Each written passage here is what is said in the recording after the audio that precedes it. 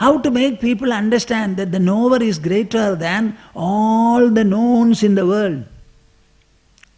Let the world be great, infinite. The knower of truth will say, what of it? It is a display of what I am. I am superior to the drishya, the visible. I am the drashta. I am the drik, the drashta, the drashta. You look into the wide open world, the visible world, the extensive world. Are you with me? Look into the visible world and then stop and think, where am I seeing this world? Huh? Huh? Why are you keeping quiet? Where do you see the world? Boliye na thoda. But do you know that? We see something and run after it. Why don't you stand and see? I see the trees, I see the sea, I see the mountain, I see the stars, the sun, the moon. What do I have to see them? Only two small eyes. With the small eyes, what do I see? Bah! How can the two eyes see all of them? And am I seeing them in the eyeball, in the cornea? Or am I experiencing them within the body? If I see X expanse outside, the X expanse is reflected within me in the form of a living experience. In other words, I myself am expanding to that level. So within the body you tell me what is the range that you can have? I see a mustard very small. I see a mango. I see a coconut. I see a jackfruit. Then I see the tree. I see the mountain. I see the skies. What? The same eyes which see the mustard is seeing the mountain. And all these are reflected within us, within us, within us. The seeing process starts from us. The seeing process concludes in us. The seeing itself is the seer in a phase of expression. So in the whole seeing process you tell me what is there other than me? Boliye na buddhi lekar. I started seeing, I do the seeing, I conclude the seeing, I carry the image, I carry the memory, I carry the knowledge. So in the whole of my process of seeing the objects, are the objects doing anything?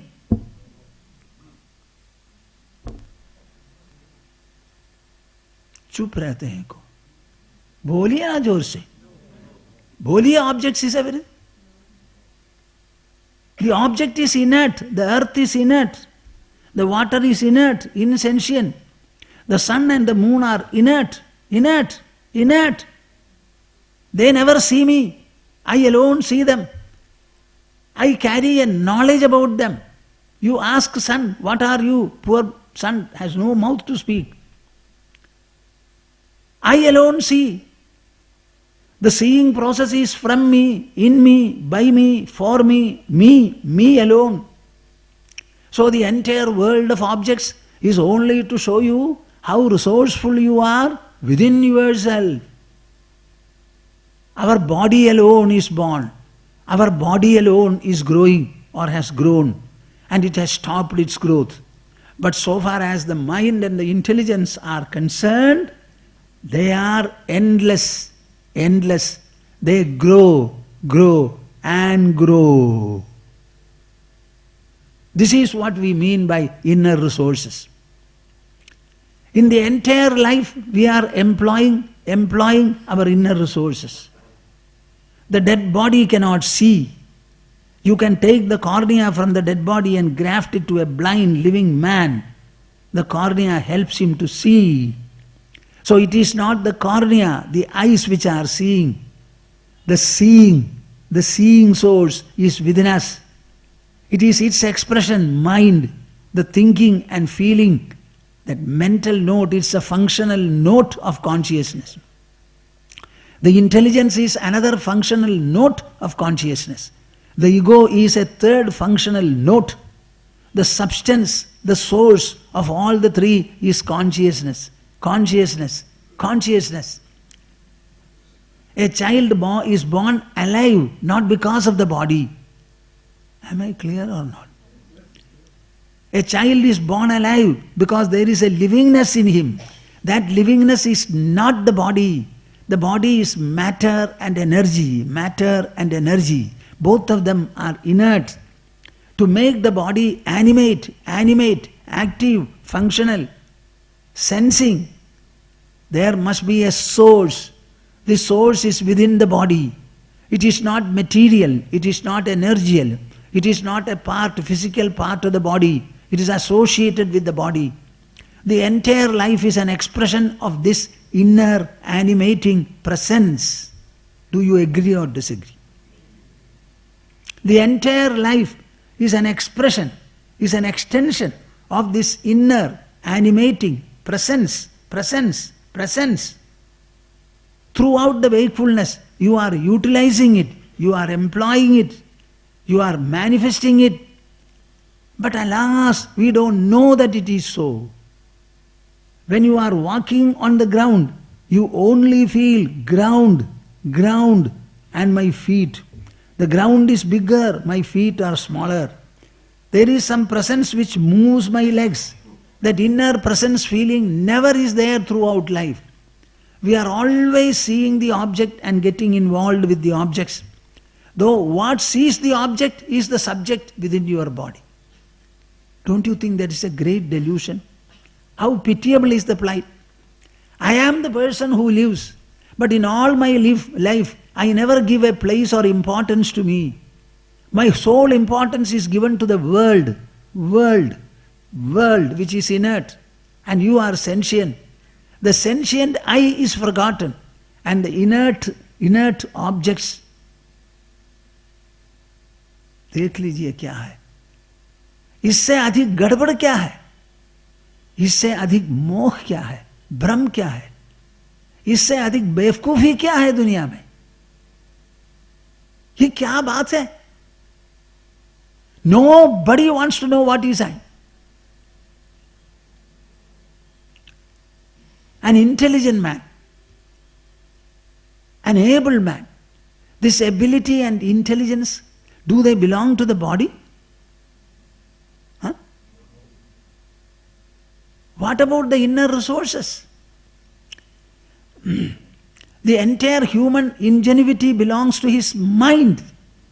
His mind, his intelligence, his ego, that I, that is what is everything.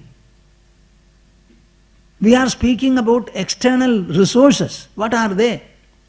The resources held by the earth, solid earth, fluid water, gaseous air, the different forms of energy including electromagnetic waves, and ultimately space, which is more a denominator. We only speak about resources held by these. But who recognizes these resources? Who employs them? It is not the body of man, it is the mind of man, the intelligence of man, the ego of man. So here are external resources, seen, identified, harnessed and employed by us. In the whole process, it is the inner resources that make all the difference and substance. So, in our pursuit of external resources, what enables us to pursue, identify and judiciously employ the external resources, namely the mind and the intelligence, they are simply forgotten. No place for the human mind. देख लीजिए ना, why is it that there is so much of corruption in our country? This corruption belongs to the earth? Huh? Water? Air? Trees? Elephants? Donkeys? Camels? Do they belong to our body? Corruption belongs to the mind of man. Ignorance belongs to the intelligence of man. The ego also belongs to something deeper in him. Can we not have a better mind? Can we not have a superior intelligence? Can we not have a more responsible, edified humanhood? What are we here for? To pounce upon the others like a tiger upon the cow? What is a human supposed to do? Why is it that we are not able to do? Our mind can become a superior golden product. Why don't we have a golden mind? We are carrying a charcoal mind. A charcoal mind. Why don't we make it golden? Golden. When you look at an object and you find beauty there, the object is not beautiful at all, nor is the eye beautiful. That this object is beautiful is an assessment made by the intelligence in terms of comparison and contrast. Let us be very clear about it. Very clear about it. Very clear about it. Beauty is what the intelligence assesses about an object. So what is beautiful? The object is beautiful, or the intelligence which shows that it is beautiful? Poliena. Poliena, 1000 times. The real beauty is the beauty of the intelligence. This is what Vasishtha tells Sri Rama. What does he say? He says, Sundarya Nijaya Buddhya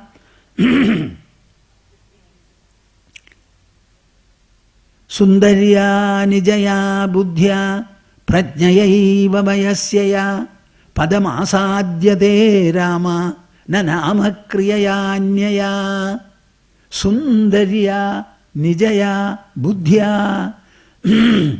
I think you should teach the children this verse. People are hunting for beauty outside. You know, why were our people not interested in anything? यहाँ क्या है फालतू? क्या है यहाँ? बाहर से कोई कुछ एक टुकड़ा भी मेरे शरीर के भीतर नहीं घुसेगा. No object outside will ever be able to penetrate into my mind to make me happy. Do you agree or disagree? Huh? What can you fill your mind with? You can fill your mind with noble and liberal thoughts. These thoughts are not produced by any external object. The thoughts are produced by the mind itself. So better teach the mind to produce noble, liberal and exalted and delightful thoughts. You don't have to beg or borrow from the world. Teach the mind to think. Teach the mind to think. Prevail upon it. That is what our Vedas say. Ano bhadraha kratavo yantu vishwataha. Let noble thoughts from multiple directions enter my system, they say. This is a prayer produced by, evolved by the most ancient Rigvedic thinker, mind you. I sometimes wonder, what are you, my dear souls, running after? मुझे ये चाहिए, वो चाहिए, क्या चाहिए? So many people have lived in this world. After having lived in this world, what did they do? Please tell me. उनको क्या हुआ? अभी है क्या? तब क्या हुआ? सब छोड़कर चला गया. आप भी क्या करेंगे? यहां तो छोड़ने के लिए आए हैं, फिर भी हम दौड़ते हैं पकड़ने के लिए. क्या पकड़ सकते हैं हम? Do we need anything? God or nature has sent you here to live in this world and then leave the world magnificently. Beautifully leave it. Without any tear, saying that, my dear world, I have been associated with you, you have been associated with me, and by your association I was nourished. I cherish your association. I have become fulfilled. I leave you. Thank you, my dear world. This is what you should say. You can never take anything from here. We are possessing, not knowing that we possess only to leave. This is how our great kings left the throne, in search of knowledge. Throne was nothing. Do you know how Sri Rama left the world ultimately? Our Ramayana will not tell you. No storyteller will tell you. Brahma came saying, I want to have a personal one-to-one interview with Rama. And as long as I am closed up with him, nobody should interfere. If anybody interferes, that person should be beheaded, Brahma said. Rama agreed, and Brahma was called. And they were closeted, they were talking on. Suddenly this wonderful Durvasa Maharshi came there. An embodiment of anger. He said, I have to see Rama urgently. No, you cannot see, he is closeted with Brahma. No, then I will curse you. I will curse Rama, I will curse everything, the Ayodhya, everything is gone. So Lakshmana decided, whatever it may be, I will be beheaded, but let me save Ayodhya and my brother. So he went in. So Durvasa came. And what is it that Durvasa wanted? He said, I have been doing an austerity and I have been fasting. I only want a square good meal. Itna hi uska. So that was looked after. Brahma came to tell him that the time has come for you to go. You have lived long, made a number of sacrifices. Please come back. Don't live here anymore. Sri Rama said yes. Brahma went away. Now the problem came. Lakshmana has to be beheaded. He told Vasishtha what should be done. Vasishtha said, yes, you have made a promise that you will behead whoever intrudes during the conversation, no matter whether it is Lakshmana or anyone. My dear souls, I am not telling you a story. This is the value of our country, the value heritage of the country. Achhi tarah samajh lijiye. This is not a cock and bull story. This is the story of the human mind, the story of the inner resources of human. To which extent you can muster your own virtues from within yourself. What kind of an ordeal you are capable of encountering. How you can resolve all problems in the world. Suppose such a situation, such a challenge comes to you. You tell me whether you will, what you will do. So we are told that Rama, the great person, though it came to a question of beheading Lakshmana, and Vasishtha, the family preceptor, said, you have made a promise, you have to behead him, there is no doubt. But how can you do it? He is after all your brother. Generally people behead another. When the head is beheaded, he is beheaded, that person. It is for as a punishment for a crime.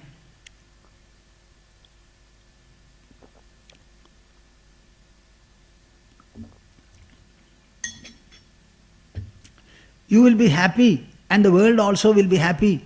Here Rama is not going to be happy by beheading Lakshmana. The act itself is so excruciatingly painful.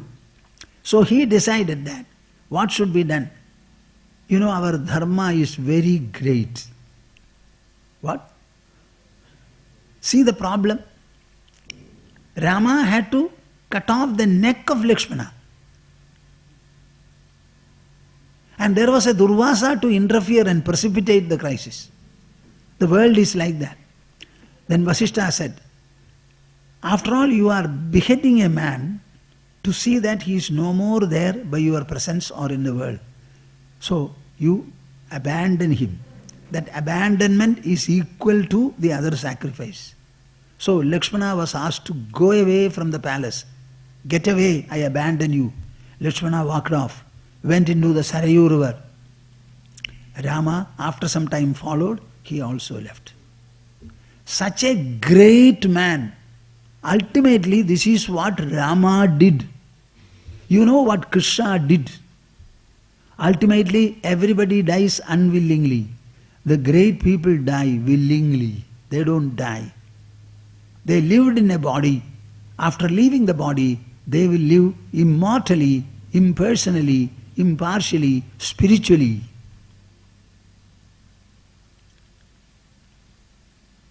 Our culture is based upon the seer. Our culture is based upon the subject. Our culture is based upon the I, not the you, not the he, not the she, not the it, not the they. Our whole culture is to invent, is to discover directly and realize what do we signify by the term I. First of all, resolve your problem and then think of the world. Let there be multiple words full of petrol, full of gasoline and gold. Before the knower of truth, it is nothing. Nothing. Nothing in this world can enter me, enter my mind to delight me. I will spin and weave whatever delight I want from within myself. A knower of truth prostrates before himself, as Sri Rama did several times during the conversation with Vasishthadev. We are prostrating before a God. Who? Which God? The God, a concept of the human mind.